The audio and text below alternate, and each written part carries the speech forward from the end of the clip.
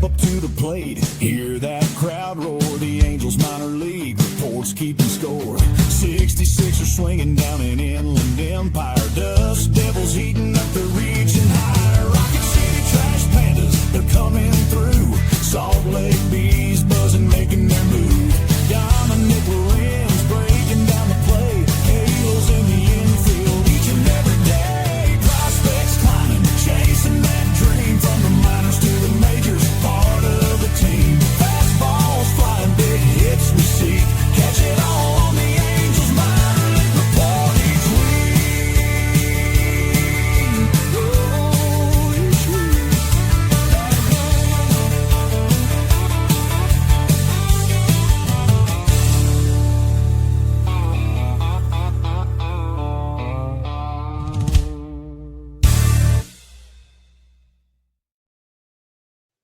All right, welcome everybody in to another episode of the Halos in the Infield Angels Minor League Report with yours truly, Dominick Lorenz of Catella Chronicles, and to my right, left, however the fingers point here on the podcast here, Todd in the house. What's going on, my man? Thanks for joining us. Hey, thanks for having me on, man. First time on the Minor League Report. I'm interested to see how our boys are doing and get your takes, man. I'm all for it. Absolutely. We know no matter what, the minor leagues in some way, shape, or form have to be doing better than our Angels. I think you can agree with that. Yeah, they got to be. I know they're hitting. I know they're someone is. Yeah. We'll get into who's hitting. That's for sure. Absolutely. Well, in this episode, we've been talking about it for the last couple of weeks, and I'll put the disclaimer out there. We didn't have a show last week. Personal family matters that are getting cleaned up and fixed up. So we are back on the show here this week, and we've been talking about this for the last couple of weeks. The first show of every month, we're going to turn back the clock, look at the previous month, and we are going to give you the Angels Minor League Report Players of the Month, one at each level, AAA, AA, High A, and Single A, and then there will be one extra wild card Player of the Month, so we're going to have a total of 5 every month. So this month, or at least for this show, we're going to focus on the month of April. And I did promise special guests on those shows, hence why Todd is here. And not just because he's the man, the myth, the legend here with Halos in the Infield, the new logos, the new setup this year. It's been a pretty good season, I would say, for Halos in the Infield, right? Yeah, it has. I mean, despite the losing by the big club, I mean, obviously, if the big club's doing better, we're doing better, but we're still making strides. We're still getting followers on all our social media. So, you know, it's moving in the right direction. We just need the boys on the field to pick things up. I know they got to help a brother out a little bit, but yeah, but before we get into it, we're going to start at the AAA level with the Salt Lake Bees. We want to give our shout out. We'll get to the sponsors about halfway through the show, but let's shout them out right now. 714 Tickets, Bruheim, Underdog Sportsbook, and OC Dugout. They are fantastic sponsors here on the program and of the entire network. So tip of the cap to them, and we'll hear from them a little bit later in the show. But Todd, you ready to go for the month of April, Players of the Month? Let's do it. Absolutely. We'll start at the AAA level. The Salt Lake Bees got a brand new ballpark this year. And I will say, Todd, have you ever been to a Salt Lake Bees game? No, I have not. That's one of the things I got to do on my bucket list. I haven't been there, or Tri-City. I have been to Arkansas. Okay. But that was a long time ago before they were Rocket City. So, yeah. Salt Lake, that's one place, again, I have it on the bucket list. Maybe we might need to do a HITI road trip at some point. That would be cool. That would be really cool. Who cares about Tempe, Arizona and spring training? Let's just go to the Rocky Mountains of Salt Lake City and have a nice wintry vacation at some point. It's either that, or if the Angels keep stinking, we should go over to, during the season over there, in the height of their season, go and enjoy the Utah landscape over there. Hey, it would be beautiful. Well, this past week, the Salt Lake Bees were on the road taking on the Colorado Rockies affiliate, the Albuquerque Isotopes. Out of the 6-game series, they were only able to play 5 due to rain that ended Sunday's affair on May the 4th be with you. But the Bees did pick up 3 wins in 5 games, so they win the series. And so far this year, through their first 32 games, have a record of 14-18, just like the big club, under 500. How about that? Consistency is key. You know how that works. They are 8.5 games back of the Las Vegas Aviators, who are the Are we calling them the Oakland A's still? I don't know about you. I still am. I'm in between. I'm like Oakland, Sacramento. I haven't given them until they put a shovel in the ground in Vegas. They're still Oakland/Sacramento. Okay, good. I'm glad I'm still on the right side of the equation for now. But the Oakland A's affiliate, the Las Vegas Aviators, they are in first place in the Pacific Coast League West Division, 8.5 games above our Salt Lake Bees. So if we look at the stats, we look at the games, all the top performances from the month of April, there was absolutely no doubt in my mind personally who was getting this award for us here. First one, month of April for the Salt Lake Bees, it's going to be one of the Angels' top prospects, number 2 on the list, and it's Caden Dana. Dana, who we've seen with the Angels once this season and a sprinkle of the end of last season. So far in 2025, a 2-2 record, a 2.45 ERA in 25 2/3 innings pitched with 31 strikeouts and a 1.25 whip. How did that translate into April? A 2-1 record, a 2.92 ERA, 5 appearances, 4 of them in a starter's capacity, and he had a total of 29 strikeouts. Opponents only batting 247. Now, Todd, I'll turn this one over to you to start off. We've seen a little schmample size of Dana at the big club, and it's semi-good, semi-not so good very early on. And let's preface this by saying 21 years old, 6'4", 215-pounder out of New York, drafted in the 11th round of 2022. Very young, controllable arm. How do you feel about this month of April performance from Dana? I think he needs this. I think the longer he could stay down in AAA, some people would disagree and say he needs to be pulled up, but I think he's already been yanked around a couple times. I think at least being in the minors this season for a good 2 or 3 more months, even get really fine-tuned, get those out pitches going, make sure you can have that pinpoint on the corners, judging on how the umpires are on particular nights. If your strikes to balls ratios above 65%, he's well on his way to coming back to the majors. I think that's where his problem was he was establishing his fastball, or he was not establishing his fastball. He was able to land the other pitches, but when he needed to throw a get me over fastball or something, he was getting tattooed. It was like sort of straight, not much movement. He needs a little bit more movement to that. I think he'll succeed. The future is bright for him, and I know you like him, Dom. So, and I do too. I think he's going to grow like his hair is growing in the majors. He's going to develop, but I just think Jared Weaver-esque.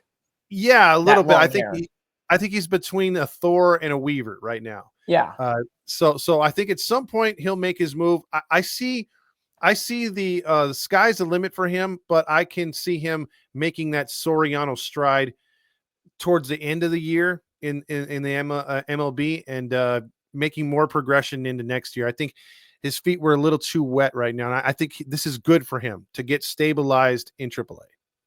And out of his starts in the month of April, in that first month portion of the season, his best one was on April the 17th. It was a win, and it was a 7-inning shutout performance against the Sacramento River Cats, a 4-hitter. That was it, and he struck out 7. And throughout April, 2 earned runs in a start, 1 earned run, 3 earned runs, 2 earned runs. Everything is high-quality starts, and I know by baseball terms, 6 innings, 3 earned runs or less equates a quality start.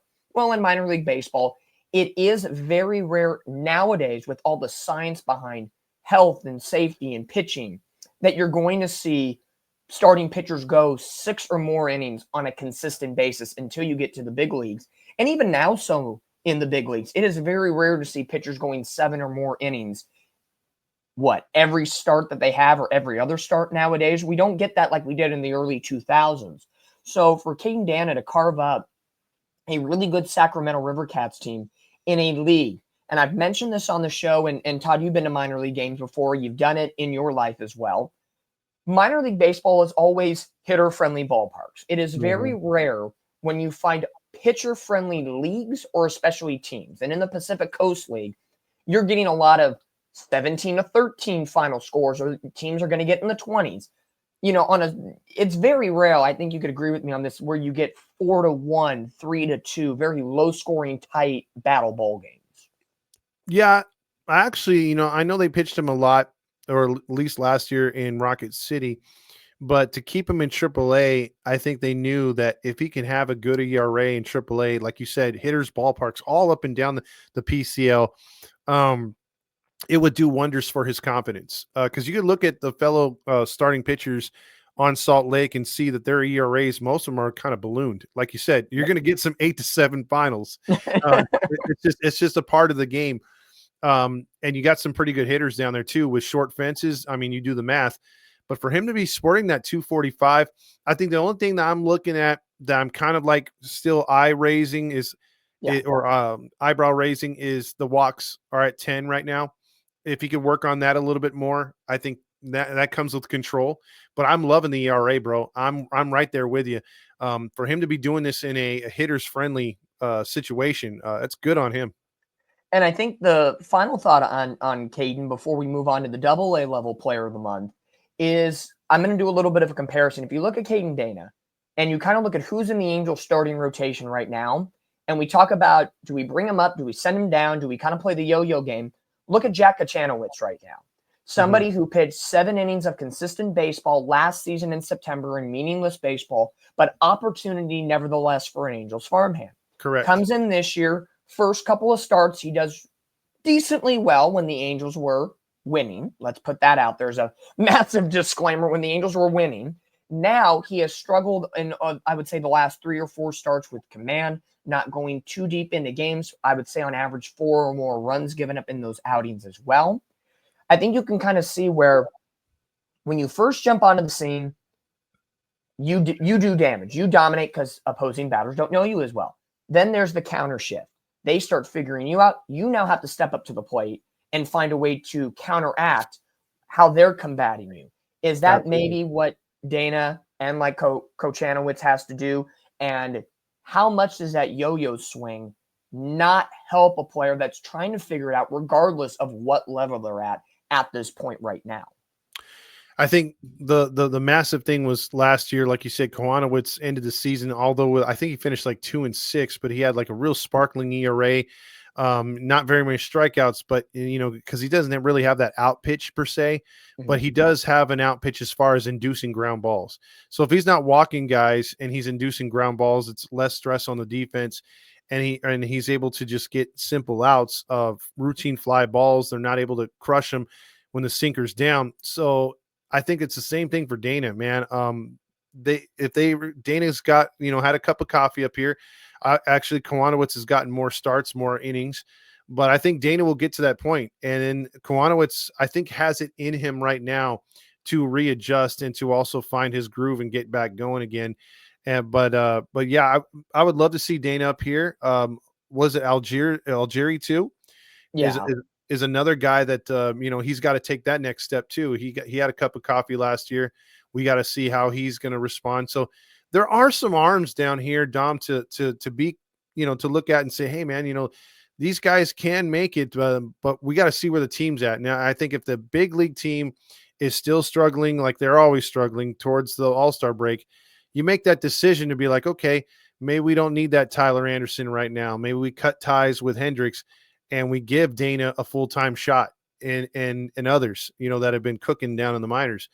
Trial by fire and see if they can work on things as the season is lost in sense. How much worse could it get? What do you have to lose at that point? Honestly, your number 2 prospect, you've seen him before. What more would you have to lose at that point if we get into July and August? And it's by what we can probably guess right now, won't be a far stretch of the imagination. Double digits out of the division, double digits out of the wild card.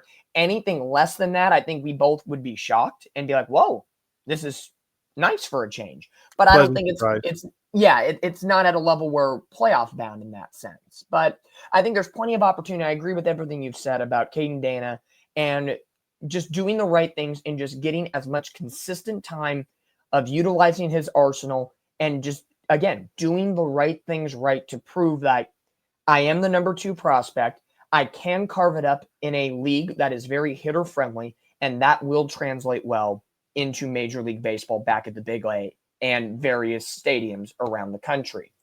The Salt Lake Bees will kick off this week. They will be at home against the Sugarland Space Cowboys, which are the Houston Astros affiliate.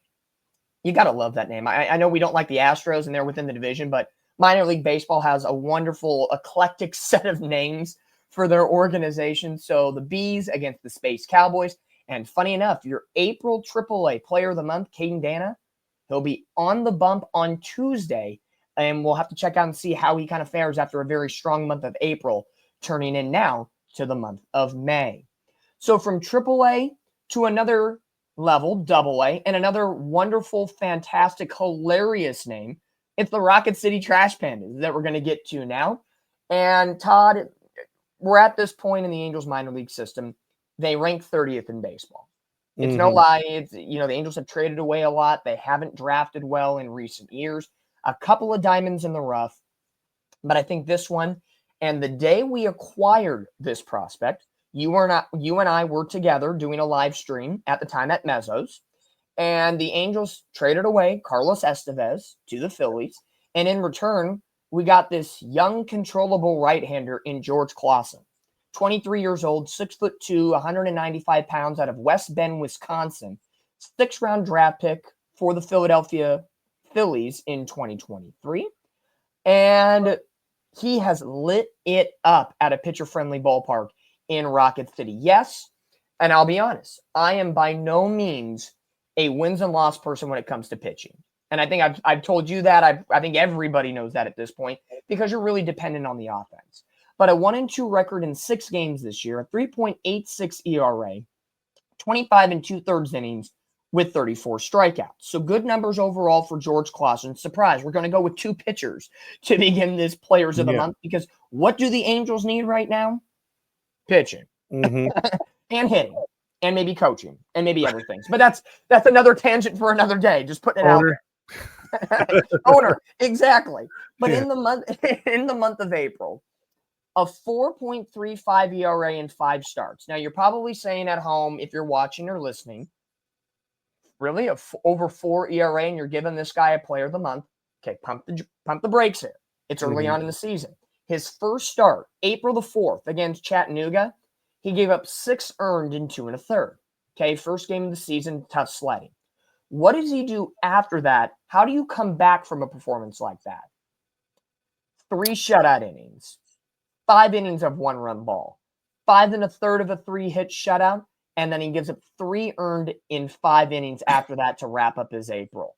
So the ERA, if you take away that 6-run performance, he would only have 4 earned runs in a grand total of 18 1/3 frames, which would have an ERA below 2.5. That is the reason why. It's how you come back from situations like that. So Todd, George Clausen, we've talked about him a little bit through the offseason, and again, when the trade went down with Carlos Estevez, somebody again like Caden Dana to look forward to in this Angels rotation. Yeah, it seems like the pitcher I brought up, Algieri, or I can't say his name right now, but Algieri. There you go. You're the Italian, so you should nail that one. So yeah, but it's good that we're talking about with an Algieri guy, another lefty that could possibly hit the rotation, but getting Dana and Clausen up there, 2 righties that could be power pitchers to go along with Soriano, is really to me a big draw. It seems like this team can find your lefties at the major league level, and that's fine, whether they get trade from them or free agent wise, like Anderson and Kikuchi. But a strong right-hander to come through their organization, whether we acquired him from another one or not, and be it that it may, we're at the 30th ranked farm system. To have a pitcher come through and to do what he's done as you described is very encouraging, because they're either going to take that next step, or we've seen it where the Angels are like, hey, you want your first start out of Rocket City? Come on down, So we'll see what happens first. I mean, it could be either one of these guys if they continue to just pound the strike zone and keep putting up zeros, keeping the ball down. Even if they give up runs, it's not the home runs. They're not walking many guys. They're going to be catching Perry Manassi, and he's going to get like sort of poked in the stomach, like, hey man, at some point you got to bring one of these dudes up. And he's going to probably get a little trigger happy if, like you said, things go south. Clausen could be another one that we see towards the end of the season, and it wouldn't shock anybody if these guys are pitching like that. And it's a good way to at least put them out there, let them get their lumps, or let them get their confidence for next season in spring training, right? Yes, and for the Rocket City Trash Pandas, they've had a rough start to their season. This past week, they took 3 of 5 against the Knoxville Smokies, which is the Chicago Cubs AA affiliate. Rain impacting a lot of games on the East Coast and kind of throughout the country, so they'll have to make up one of those games in the future. But funny enough, George Clausen, he pitches yesterday as we record this podcast on a Monday, Sunday, May the 4th. He went 5 innings, 1 run, 1 hit, 1 walk, 5 strikeouts, pushing his total for the season to 34 strikeouts to only 6 walks. You talked about Caden Dana with the 10+ walk issue. Clausen a little bit more controlled at this point, and it's weird enough to say he's actually 2 years older than Caden Dana. So you kind of have some evolution, again, of finding your command as you develop more so in this game.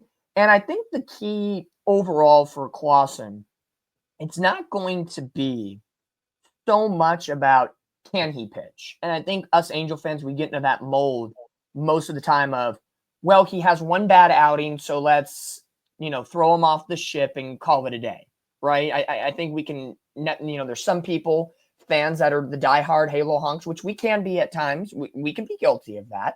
And you try to hold on for dear life as much as possible. But with Clausen, I think you have to allow these young guns in the minor league system to be who they are. Do not try to put them in a mold or confine them in the box and tell them you can only pitch 30% of your changeup here, 40% of your fastball here. They need to be able to fight for themselves and figure out that relationship between myself, my battery mate behind the plate, what the situation is at the plate, the situation behind me, like we see it right now with Kenley Jansen. When he's out there, maybe that this is being more of an MLB veteran.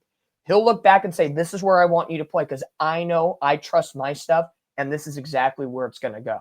And maybe this is not so much a Clausen thing, but maybe a whole farm system ideology that the Angels need to adopt in this case. But with the conversation of Clausen, he's got the stuff. Refining it is going to be key. He's 23 years old. But once you have found refinement, you got to, as an organization, you have to be hands off. And until they need the help, you got to let them bust out and do what they got to do the best of their ability.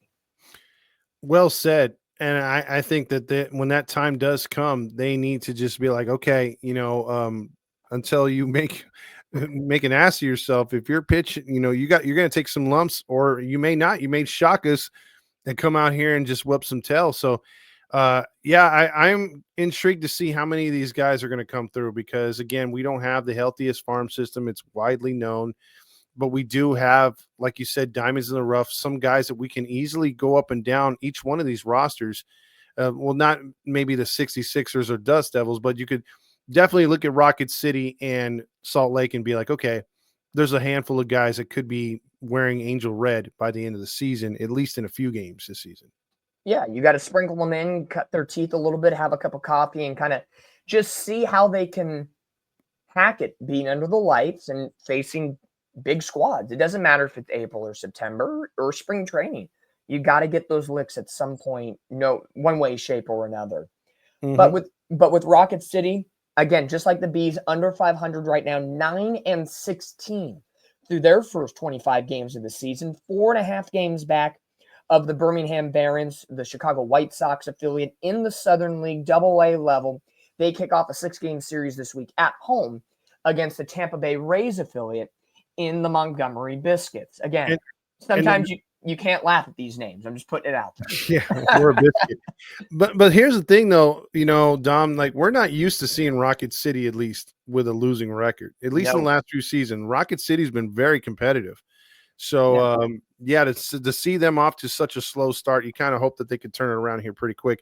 And only being 4.5 out, that's not too bad.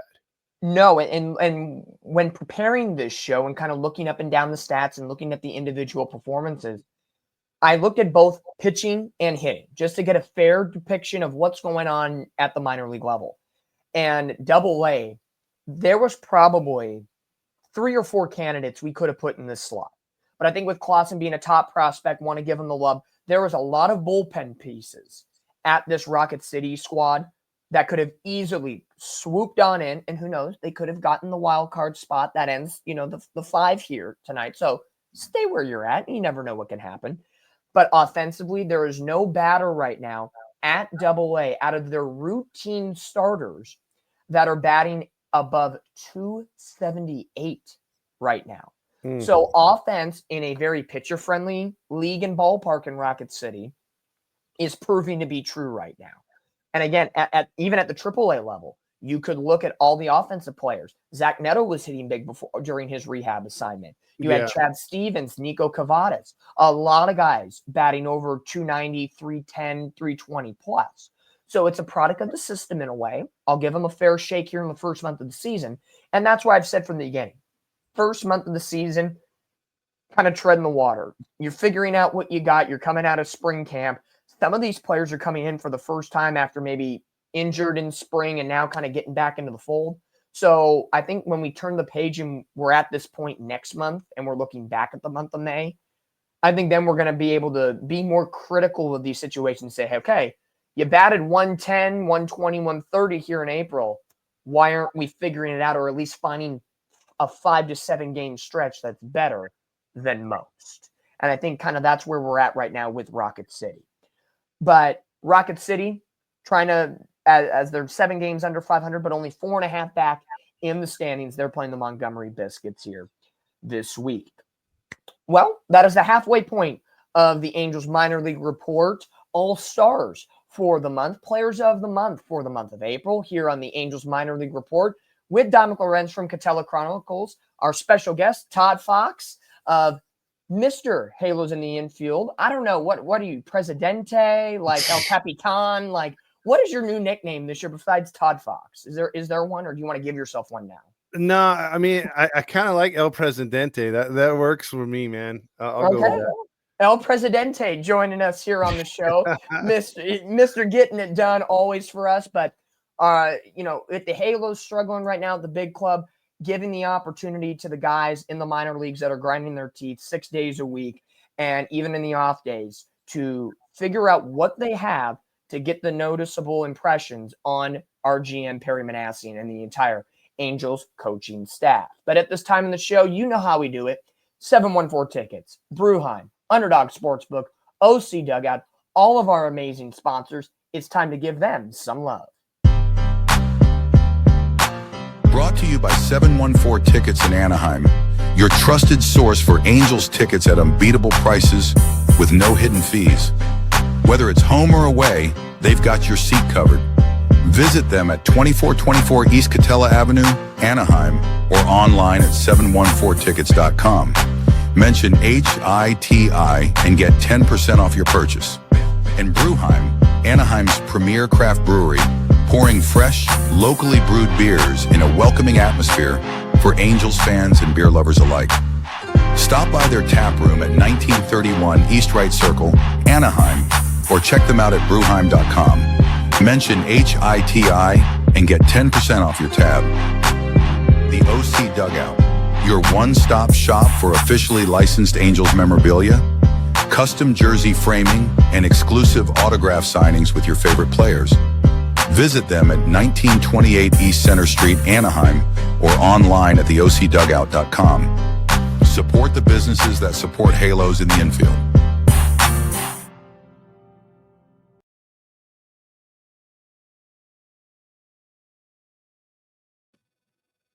Absolutely. Support the businesses that support us here at Halos in the Infield. Man, it's a great start to the show here for the Players of the Month in the month of April here on the Angels Minor League Report with Catella Chronicles and Todd Fox. And normally this is the point of the show where I make a joke and say, Todd, tell us a little bit about Underdog Sportsbook. Well, Todd's here, but he's going to watch himself talk about Underdog Sportsbook. How about that? Let's do it. Hey, Todd, what are you looking at? I'm looking at the Underdog app sponsored by Halos in the Infield. Actually, you can punch in HITI and get the promo code 20% earnings on your first bet via Underdog, the app. And also, they match 50% up to $1,000 winnings if you place bets. You can put them on players. You can put it on teams. It's a nightly thing. It's so easy to play, but also gamble responsibly. All because of Halos in the Infield and Underdog, the app.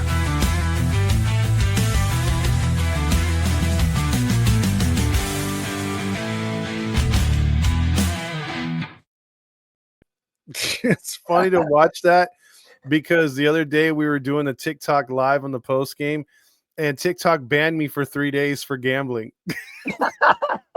I was gonna say Todd got back on camera rather quickly from doing that promo read. Look at that. How'd I change so quick? Hey, you changed, but you're still the same to us. Oh, I see It what you doesn't did there. matter. I see what I did there exactly. Well, thank you, of course, to our sponsors again: 714 Tickets, Bruheim, Underdog Sportsbook, and the OC Dugout. We move on to the second half here of the Players of the Month for the month of April show here on the Angels Minor League Report. We move on up as we are here in Southern California. We look up to the north of us in the Pacific Northwest of Washington, where the High A Tri-City Dust Devils are located at. And funny enough, this is going to be the best overall team so far this year for the Angels minor league system. Tri-City, 14-13 record. Hey, above 500 baseball. Woohoo! The only Look team. at that. The only team. 2 games back of the Hillsboro Hops, who are the Arizona Diamondbacks affiliate. And last week, Tri-City Dust Devils, they were at one of their favorite places. And I say this because, you know, in the Northwest League, for those that are not familiar, it's kind of like the California League. 8-team league, very close quarters. They played the Spokane Indians, always a nice little rivalry matchup with the Colorado Rockies affiliate. And looking back at their schedule, split the 6-game series 3-3, so not much movement in the standings. However, before they get set to hit the road to take on the Everett Aqua Sox this week, which is the Seattle Mariners affiliate, there was one clear offensive player. Look at that. We have our first offensive player here on the I cracked myself up. It's great. On the Angels minor league report. And it is a left-handed hitting first baseman in Ryan Nicholson. 6'4", 226-pounder, big boy over at first, 24 years of age, out of Louisville, Kentucky, 10th round pick in 2024. So a most recent draft class acquisition out of the Kentucky, Mr. Wildcat, batting .318, 4 home runs, 16 RBIs to kick off the regular season in the month of April. Very good season. .360 average, 8 doubles, 4 homers, 16 RBIs, 18 walks. Struck out 16 times, but in 22 games, I'm going to say that is A-plus effort for this Tri-City squad. Yeah, I mean, strikeouts are one thing, but I mean, 16 for that many at bats is not bad right now. And 4 home runs, 16 RBIs, like the doubles, left-handed hitter, left-handed thrower over there at first base. I mean, like, look, we all like at the top, the major league level, Shonawell. I'm not saying this guy compares to him or not, but the Angels want a power hitting first baseman at some point. And whether they go through free agency or one of these guys, if Ryan Nicholson continues to impress, moves into AA and AAA, or maybe even skips AAA if he starts pounding in AA, could be one of those guys. Again, it'd be a stretch for him to make a September call-up, but you never know. At least he's setting himself up next year for an opportunity to go AA or AAA next season. So you'd like to see the progression. Anytime we get any kind of offense, reports from Dom over here, we're taking it, man. It's an A+ because obviously that's what we need the most. And looking at his splits, you go deeper into the next layer of offensive statistics. He's batting .328 against right-handed pitching, so which is good. As a left-handed bat, you're seeing the ball extremely well. Here's the number I like right here. Against lefties, you know how nowadays in baseball we got to go for the matchup base. Against lefties, batting .286, positive numbers, a .375 on-base percentage, and a .524 slugging percentage. So overall, his numbers between lefties and righties are nearly split down the middle. About against righties, a .482 on base and a .563 slug. So numbers are relatively equal in some way, shape, or form. And this is a number that I think all of us Angel fans would love to see at the big club. Batting with runners in scoring position. And we know the Angels right now, I don't have the numbers in front of me, have to be batting below 210. If they are even a pick above the Mendoza line, I would be floored and I would stop the show now. I'd be amazed. I would be amazed. Runners in scoring position 215. Okay. I'm amazed. Not loving it. I'll stay on the show, but I'm amazed that we're at 215. Well, Maybe they're 212 with what's it called as an overall average 215 with runners in scoring position. So, on a bright note, with runners in scoring position for Nicholson, 368. Now, sometimes the numbers are skewed. Yes, he's had 19 plate appearances in those situations and has picked up 7 hits out of it. So I would say relatively so, you're capitalizing on opportunities no matter where you're looking at it. And overall, as somebody who bats in the top 4 of the Tri-City Dust Devils batting order, he jumps on opposing pitchers. He's batting 400 in a first inning, 455 in the second inning. And then as the game goes on, pitchers kind of figure him out a little bit. But he is jumping first pitch fastball first time around the batting order. He is setting the tone for this offense. Angels would love to have that right now. Yeah, and another thing is like I don't think his splits will continue to be the same as he gets through Rocket City and Salt Lake, and obviously in the majors, I think it'll lower a bit, but as close as he can get or keep it to being almost the same, that is a glaring sign of that he can hit major league hitting at some point or pitching. Because if you're able to hit lefties, because I think the higher levels you go, he'll start to get out by lefties because the law of averages will take over and some specialists will take him out. But if he's continuing to hit even above 250, if he's hitting, like, say, for instance, he were to make it to the majors and be hitting, or to AAA, I should say, and he's making about a 309 average versus righties, and then the lefties are coming in there and he's still hitting about 249 and above, dude's ready for the majors if he's still hitting lefty on lefty like that. So that's encouraging to think about, that we could have a potential guy who can be very aggressive and also not always trying to hit for power, just trying to hit it where they ain't. And if he got good back control, that's another plus. So I'm digging what I see out of this kid. And I think what helps his cause as well is, I hate to say it, but playing college baseball at Kentucky. And I think we see the difference with the MLB draft upcoming. The Angels have the number 2 pick, in the first round. Mm-hmm. And there's a lot of questions going around. Do they take an infielder? Do they take a pitcher? Do they take a high school or a collegiate pitcher? I know on the minor league report, we will talk about that as we get closer to the draft, because funny enough, my main hustle right now is being a broadcaster in Huntington Beach. A lot of these top 100 prospects I have seen put forth in front of me, and one being the Corona High School starting pitcher in Seth Hernandez, who is projected number 2 going to the Angels right now. Do the Angels take high school? Do they go college? Do they take a bat?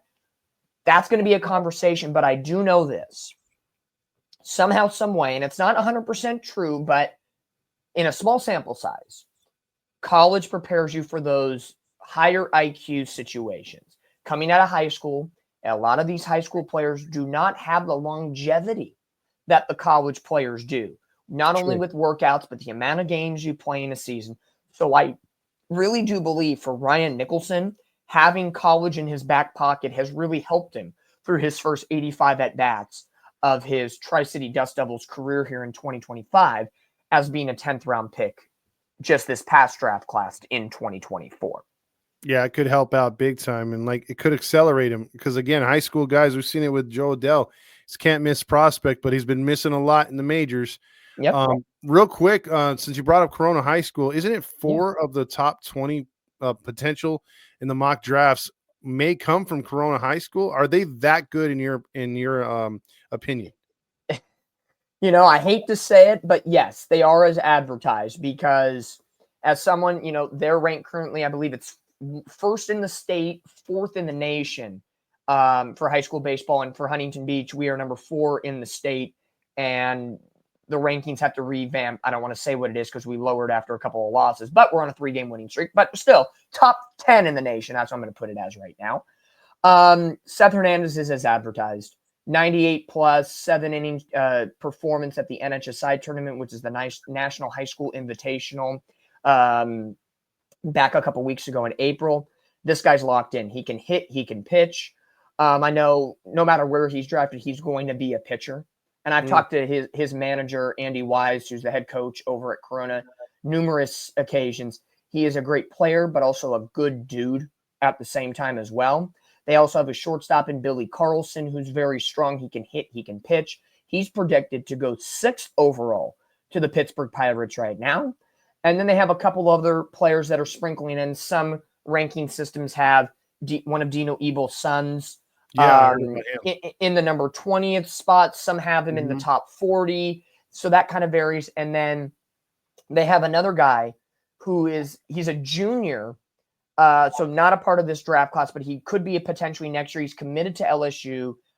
Anthony Murphy, he is a hitter, pure hitting center fielder. He has been hitting since his freshman season on the varsity. This team is stacked. They are loaded. Very good squad. I hate to say it, but I know Huntington Beach is going to get them in the Division I playoffs in a couple of weeks. Mark my words, we won't get it done. But they are as advertised. Absolutely. Okay. Yes, they are. And I know we'll talk about that as we get closer, not just on this show, but throughout the Halos in the Infield Network. And I will bring some deep dives on these players as well. I can't wait to that draft day. It's going to be fun like it's been, and to call out the names and be like, so it's going to be pretty cool, man. Yeah. And the shameless plug, I will say before we get to the Inland Empire 66ers player of the month, Huntington Beach leading the nation with 15 Division I committed athletes, just putting that out there. And our starting catcher, Trent Grinlinger, somebody to look forward to, currently rated number 96 in the upcoming draft, 6th best catcher in this draft as well, committed to Mississippi State. Mississippi State just let go their entire coaching staff. Other schools want him. Pros are calling. He's going to the combine. Do the Angels need a catcher after Logan O'Hoppe to be the next heir apparent? Shameless plug. Go take Trent Grinlinger, Angels, if you ever listen to this post, Perry Manassian. Do your job. Here we go. Love it. The Halo hunk in me has officially come out. There you go. Yes, indeed. Well, that was the Tri-City Dust Devils getting 14-13 to kick off their season, and they're going to be on the road against the Everett Aqua Sox this week. Aqua Sox, love it. And it's a frog that's like a multicolored frog with like arms. It's hilarious. I love the minor leagues. I really do. Inland Empire 66ers down here in San Bernardino. And Todd, I think I've told you this, but I've told the fans this, but I'm going to say it one more time. This is the last season that the Inland Empire 66ers will be a Angels affiliate. There's going to be a little musical chairs going on. There's a brand new ballpark coming in Ontario, California. That will be the Dodgers affiliate. No team name revealed quite yet, even though I do have inside sources that I can't say yet. Then you have the Rancho Cucamonga Quakes, who are currently the Dodgers. They will become the new Angels affiliate once again, like they were in the early 2000s. And then the Inland Empire 66ers will become the Seattle Mariners affiliate, as the current Mariners affiliate, the Modesto Nuts, will cease to exist after this season. So first off, before we get to the player of the month, Todd, quick thoughts on how do you feel about 66ers turning into the Quakes next year in the Angels farmhand, coming back to the Inland Empire, San Bernardino County, right at what is called the Lone Mart Field. When I was a kid, it was the epicenter. Yeah. I remember that. I've been to the Quake Stadium a couple times. I was kind of pissed that they turned their back on the Angels there for a while too. And then I only been to the 66er Stadium twice, but I like the feel of it outside of the transients outside of the stadium. It was pretty a good experience inside. Nice stadium, nice food, good setup, a good crowd when they actually had something going on there.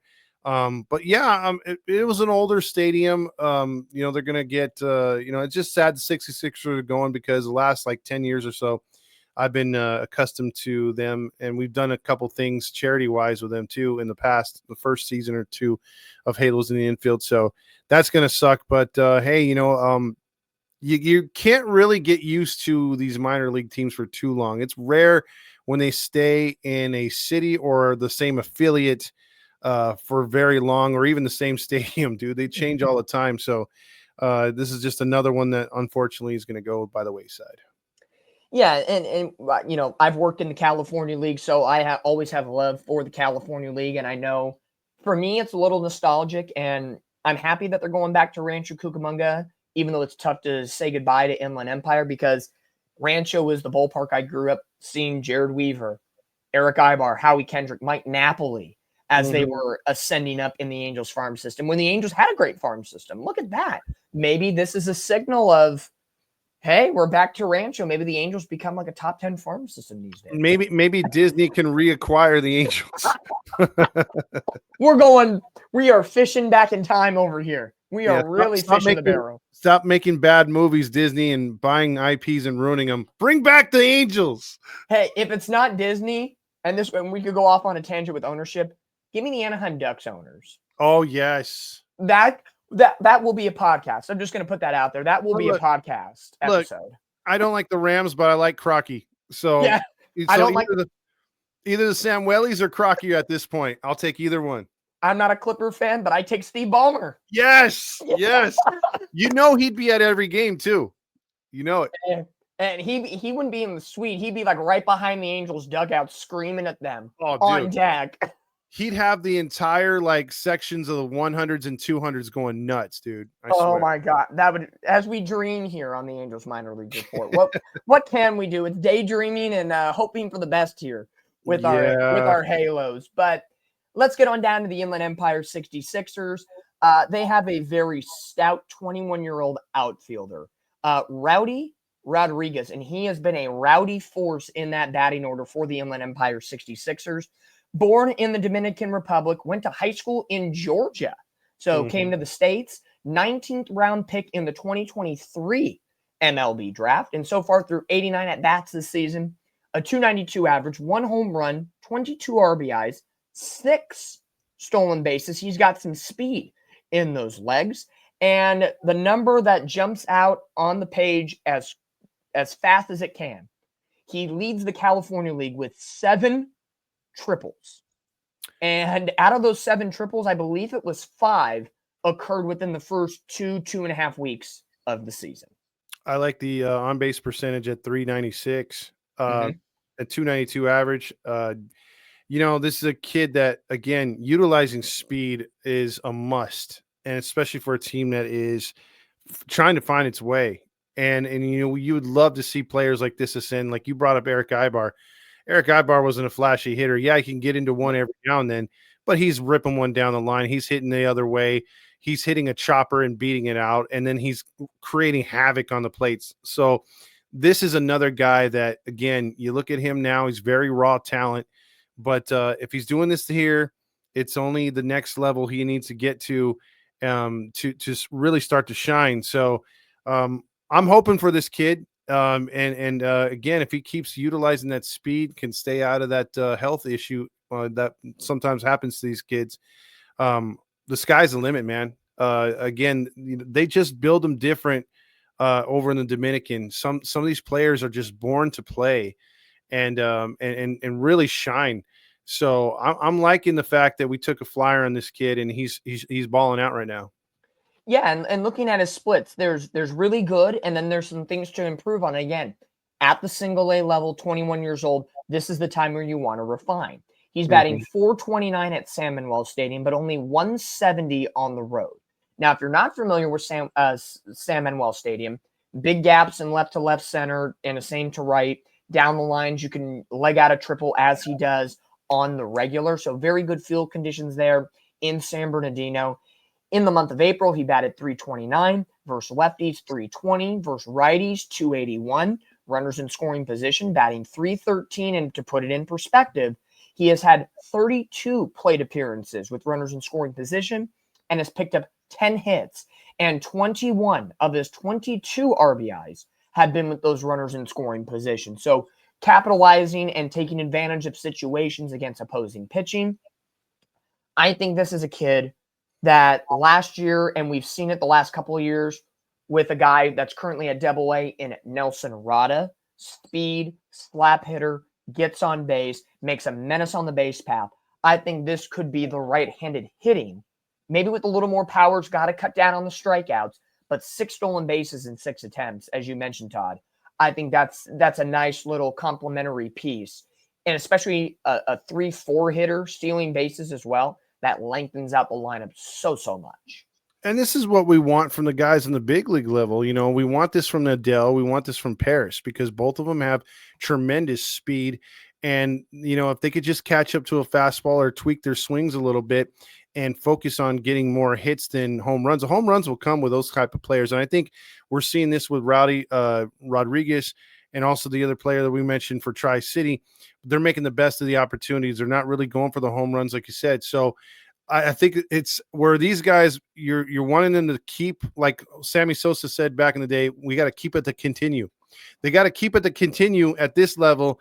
And the same thing's got to, you know, something's got to change. They've got to adjust on the major league level, because imagine if we put together in our lineup at some point, let's just say these guys progress a couple years later, and we have a bunch of these guys who at any given time could hit a home run, but they're not really looking for it. So don't make a mistake to them, because they can hit one over the fence, but they're going to stretch one out down the line. They're going to hit a single in between the left fielder and the center fielder and leg one out for a quick double, you know, catch the outfielder sleeping, or, you know, stuff like that. Stolen bases. If the Angels could get the right kind of players and keep them with that mindset, I would love to see a team that just is wreaking havoc on the bases, built for speed.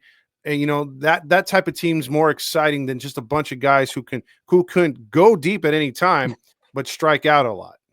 Again, those are the teams that remind me of the Eric Ibar, Howie Kendrick, Sean Figgins, David Eckstein days of the Angels. And that's when the Angels were so successful. And and maybe it's a throwback episode that I could do here on the Angels Minor League Report, where we go back.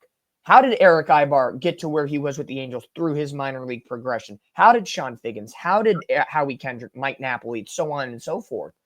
These are the times, and maybe it's an era change. Like you said, maybe they're looking for power now, and it's a different era in baseball. Because remember back then too, you had players like Reggie Willits, Peter Borges, you know, guys that weren't gonna kill you on the long ball, but boy, they get on base, they were trouble. Loved Reggie Willis. Loved him.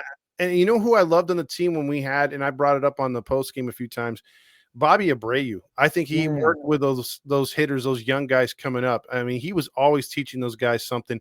One of the best hitters I've ever seen like he was a kind of pitcher or hitter that, okay, you know, I'm not going to quite commit, but I'm going to foul this one off.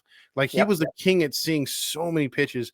And I think that's what we need to get back to. The more pitches you see, the better you're going to be as a hitter. And even if you strike out after seeing like 6 or 8 pitches, you go to the guy in the on deck circle. Hey, look for this. You know, he's doing this. That's valuable information. And you could only do that if you're a patient hitter. Absolutely. 100%. So hopefully that's what we get out of Rowdy Rodriguez and all of these minor league prospects that we have. But for the Inland Empire 66ers, an 8-19 record, struggling out of the gate here in 2025, 11 games back, and it's tough when the team you are looking up to at the division, the Rancho Cucamonga Quakes, the future home of Angels baseball, still with the Dodgers for their final year in 2025, they're hitting it out of the park, 19-8. So the 66ers 11 games back right now in the California League South division standing. So a lot of work to be done, but hey, when you play teams 6 days in a row at the same place, you can make up games relatively fast, no matter what. But this week, well, real quick, Roger has thoughts on the 66ers. Got a lot of baseball left to be played, and the season starts tonight. There you go. Well, the season will start tonight. When you listen to this, it'll be Tuesday, and the Inland Empire 66ers return to San Manuel Stadium as they will welcome the Oakland A's. Yes, we're calling them that for now. Affiliate in the Stockton Ports, who are 14-13 this season. So we've hit every single level. Caden Dana for AAA, George Clausen for AA, Ryan Nicholson for Tri-City Dust Devils High A, and Rowdy Rodriguez for the low A or single A level, as they call it now. But as mentioned before, there's one more. We get a wild card selection. We look at all 4 teams once again, and we get one more sliding on in there, and we're going to go back to home. And by home, I mean the place where the Angels need to focus on the most. and home would be pitching. Mm-hmm. Even though hitting's a problem right now, but guys can hit homers whenever they want. That's true. As the theory once said. So we're going to go back to pitching, and we're going to go right up to the team that is doing the best in the Angels minor league system. We're going to go to Tri-City Dust Devils, and they have a right-hander, 22 years old, 6'1", 197-pounder, part-time bullpen, has now kind of been converted to a starter in the last couple of weeks, Jorge Marcheco. Marcheco 3-1 in 7 games this year, a 2.08 ERA, 26 innings, 28 strikeouts, a whip, which is walk hits per inning, at 0.77, below 1. Gotta love it. And overall, since converting to a starter on April the 23rd, he has made 3 starts. And in those 3 starts, he has tossed a combined 17 innings, no runs, 8 hits, and a grand total of 18 strikeouts with the best thing possible, only 1 walk. That is your wild card winner for the month of April in the Angels minor league system. I like it. And now I'm looking at his overall career stats in the minors. He's made 37 or 66 starts or 59 starts and he's 20-17, 3.72 ERA total, 300 innings pitched. And the thing that stands out, 332 strikeouts. Yeah. Guy's a strikeout machine. I like it. I think the numbers in it for this, out of all the 5 we talked about now, this is the clearest of day, the one that stands out the most, numbers wise, right off the page. A batter's only hitting 165 off of him, and I think you can't get any better in an organization with the 30th ranked farm system, the team that needs pitching, and as we all know, the Angels favor the pitchers that go to AA.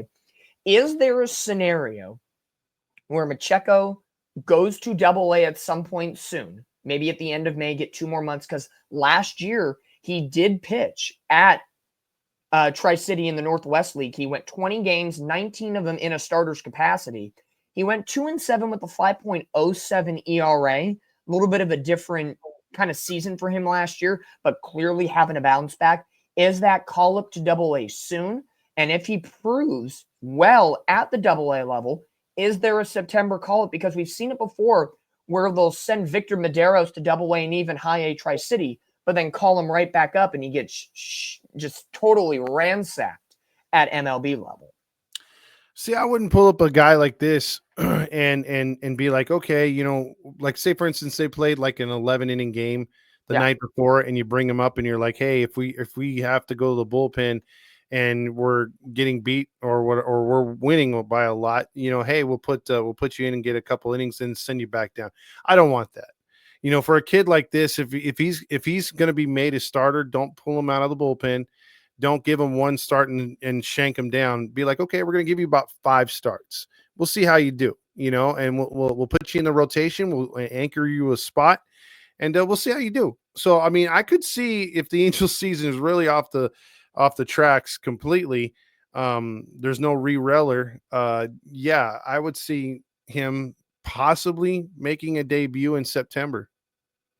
I think the option is clearly there, and however the offseason went and whatever he's changed in his mechanics, or if it's just confidence, another year coming out of Cuba, another foreign-born prospect here for the Angels farm system, this is a situation where I truly, truly feel that you're definitely getting a call up to AA at some point this year. I think you have to. I think if the numbers speak for themselves, you have to see what he can do at the next level. And if at the next level he continues to succeed, I think it's going to be a matter of time before he does get a shot at the big club. Now, again, saying he's going to come up and get multiple starts in September may be a little bit of a stretch with other guys in front of him like Clausen and like Dana and so on and so forth at the minor league level. The Angels still have Chase Silseth at AAA, who's been a part of this rotation in years past. So there is some stopgap in the way, but I think there's really, really a good option at this point for a guy like Marcheco. And if he can do the job to the best of his ability, I think, again, like we said earlier in the show, what's it going to hurt? What's it going to do? Because the Angels at this point need something to gravitate towards. And I'm not saying it's the solution, but you got to find out what these guys are made of at a certain point. Yeah, I may have gone on a limb thinking he would make the majors, but that would take a lot of injuries probably for him to get here too.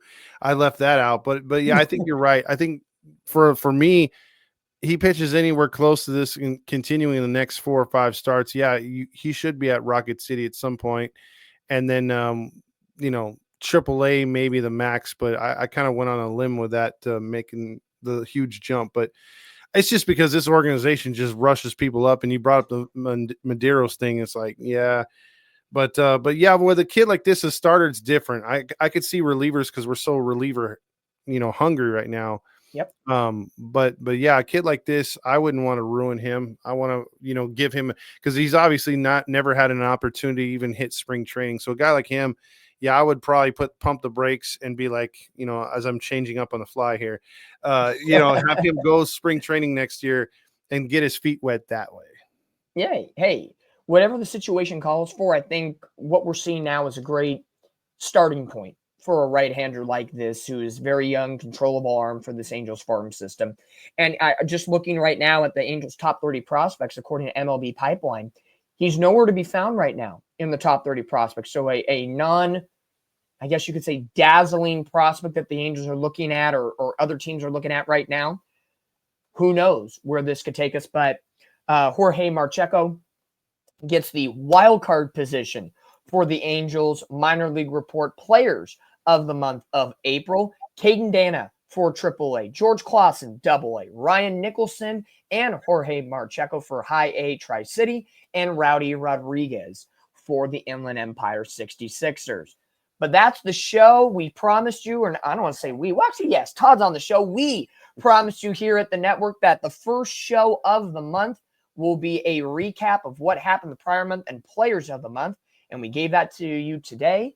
And I brought in the guest, Todd Fox. El Presidente comes in for the show. Todd, thank you so much for joining us. Cheers to our sponsors, 714 Tickets, Bruheim, Underdog Sportsbook, and the OC Dugout. I'm Dominick Lorenz of Catella Chronicles. That is Todd Fox. Todd, how do we feel about your first special guest appearance here on the show?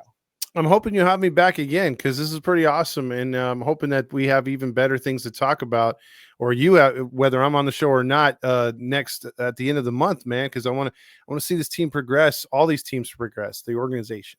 Absolutely. I feel at some point throughout this season we might have to get some of the HITI crew together and go to an Inland Empire 66ers game potentially as the final go around at San Manuel Stadium, or maybe we have to check out the new home of the Angels, or the new old home of the Angels, however we want to consider that at that point, and the Quakes, but we'll see how it works out. But Todd, will keep you on the VIP list here as Mr. El Presidente on the show here on show number 8 of the Angels Minor League Report. But until next week, we'll cover all the Angels Minor League Report. We'll see who's doing great, who's struggling, and we'll get it all sorted out as the future of the Angels Minor League system. As always, go Halos, go Sixers, Dust Devils, Trash Pandas, and the Bees.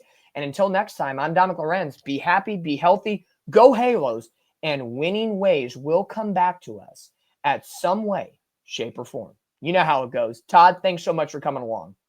Thank you. Cheers.